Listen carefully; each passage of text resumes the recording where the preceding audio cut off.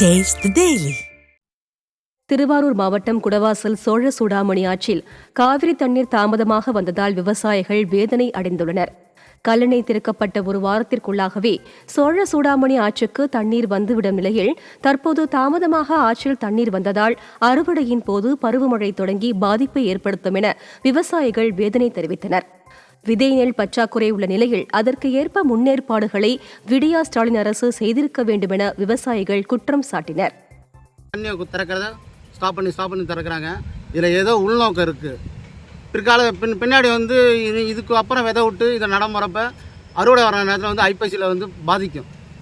அரசாங்கம் இது நேரடியாக மிகப்பெரிய ஏற்பாடு பண்ணி நெடுவலும் தண்ணி கடைமடை பகுதி தண்ணி போகணும். திருப்பத்தூர் மாவட்டம் வாணியம்பாடியில் ரயில்வே கேட் பழுதடைந்துள்ளதால் மாணவர்கள் பொதுமக்கள் அவதியடைந்தனர்.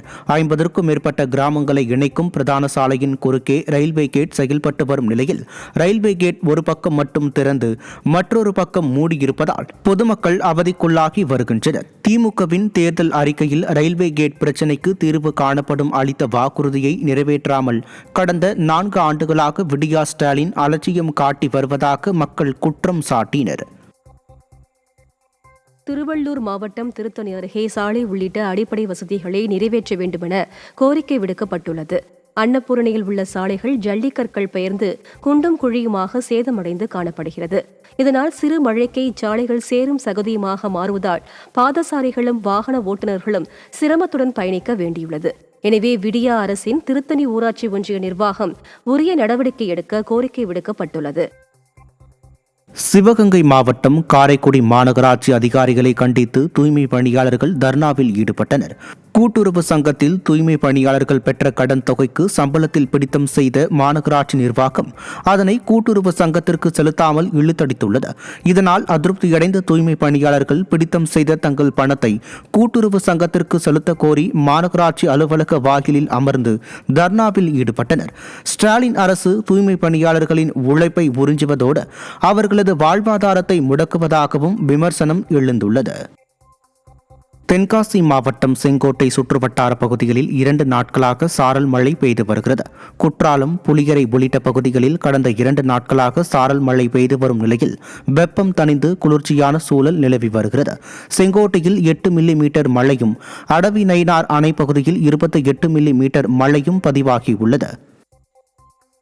மயிலாடுதுறை மாவட்டம் முதலைமேடு கிராமத்தில் முறையாக குடிநீர் வழங்காததை கண்டித்து கொள்ளிடம் ஊராட்சி ஒன்றிய அலுவலகத்தில் பொதுமக்கள் காத்திருப்பு போராட்டத்தில் ஈடுபட்டனர்.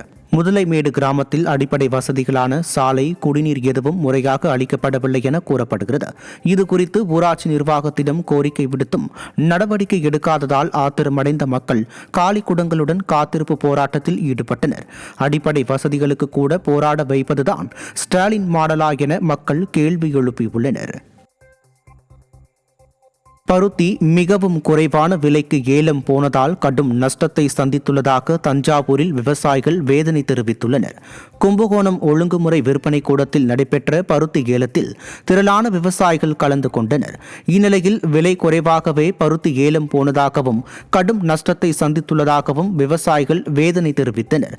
மேலும் திமுக ஆட்சியில் விளைபொருட்களுக்கு உரிய விலை கிடைக்காததால் விவசாயத்தை கைவிடும் நிலைக்கு தள்ளப்பட்டுள்ளதாகவும் விவசாயிகள் தெரிவித்தனர்.